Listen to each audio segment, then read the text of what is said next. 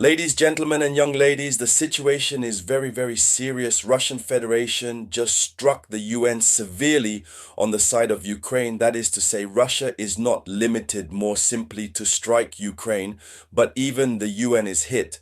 And the real reason given by Russia, which pushes Russia to strike the UN, which normally such an organism is considered to be an organism neutral, a humanitarian organization. But the reason given by Russia, in all case by relatives of the Kremlin, it's okay, it will make you understand differently conflict in Ukraine. Yes, so we must to say that it's the first time since the beginning of the conflict in any case, according to what we observe, since we do analysis regularly. I do analysis on the conflict since 2022 until now. So this is the very first time that the Russia is now targeting so-called humanitarian convoys and convoys that are far away from you. You are not unaware of it, that the UN, it is a tool at the service of the West decadent. These organisms are in the service of the West and everything the West supports Ukraine. So what's going on? What was in that truck from the World Food Program? We have another memory of the wars on the side from Libya, and almost everywhere we have saw Red Cross trucks and the Red Crescent who were surprised, filled with weapons. And so what happened so that Russia can strike? And then it was hit with drones, FPV. It was targeted, They targeted, they struck. So the UN cries, the Secretary, UN General left his reserve. He came out of his silence. He is in tears. And so in the context of this geopolitical conference is of course of this news that let's talk. But before we continue, agree to share the conference at maximum. You see, I really don't have no time these days, but whatever be the time, and I do my best to be there, for give you a summary of the news and then dwell on it, dissect it for you. There you go. Plus the presidential election approaches. The more we are very busy with activities, policies, meetings upon meetings, and here we go. It's not easy. This is not easy. There you go. But therefore, when we take the time to be there, you too take the time to share around you. So therefore, according to official information, it is a convoy of the food program world that was struck in broad daylight. In broad daylight, that's in the daytime, from October 13, 2025.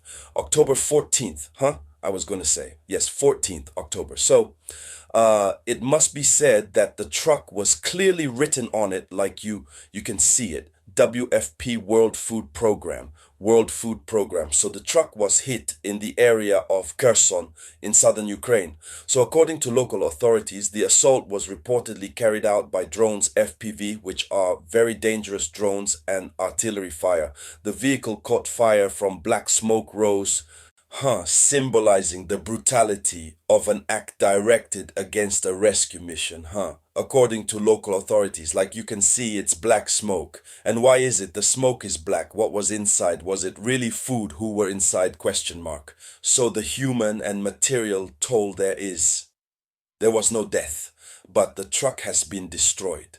The trucks, it's several trucks. They were destroyed and tons of food. According to them, food is lost. So this is the situation that is presented. But in reality, it is true that Ukrainians need help, humanitarian. That's it. Because we are in a period of armed conflict. These programs there must continue to circulate to distribute food. But the observation is that the latter time, first in Ukraine itself, naturally civil buildings intended for civilian use began to be used by Ukraine for purposes military. This is the case of churches, cathedrals. Since Russia had known, Russia began to hit. Lately, schools have been transformed into objectives military. Russia also targeted the Russia strikes. The vehicles that transport the weapons today in Ukraine are geolocated all naturally by Russia. And Russia just hit like obviously the United States and the West as a whole want that Ukraine wins. And here are states that continue to support Ukraine. It goes without saying that Russia considers that these trucks did not have a real objective humanitarian, that these trucks would be in the process of carry something to help on the military plan. And since this argument is put forward, the strike becomes legitimate and legal. And so, what happens is what? Russia obviously believes that these types of trucks must not be in areas. What do these kinds of trucks do? In war zones, what do these kinds of trucks do? In war zones, normally the types of trucks that should perhaps be there, that was what would be the Red Cross trucks, of red growth, but of the program Global Food, Russia is asking itself just as many questions.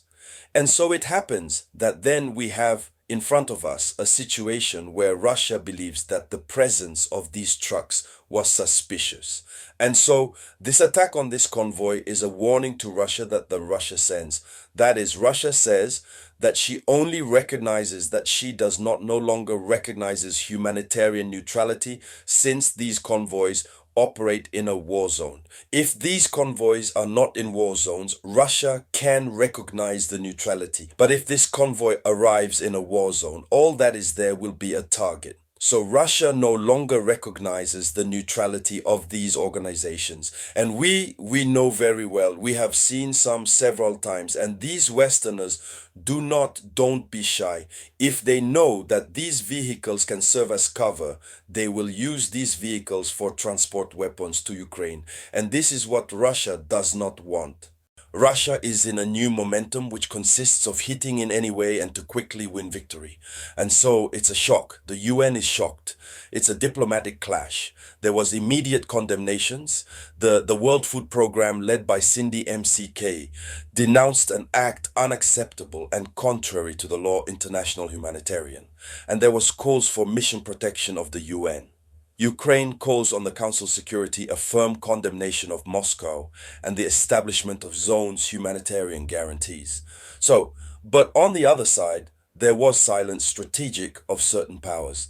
There you have it. Neither Washington nor Brussels want direct legal escalations to avoid widening the conflict diplomatic. So Washington has not spoke, Brussels did not speak. And so ladies, gentlemen and young ladies, that was the Headline News International. Please share it with Maximum. I'll get back to you with news current affairs. It was the voice of your humble servant, the Samurai.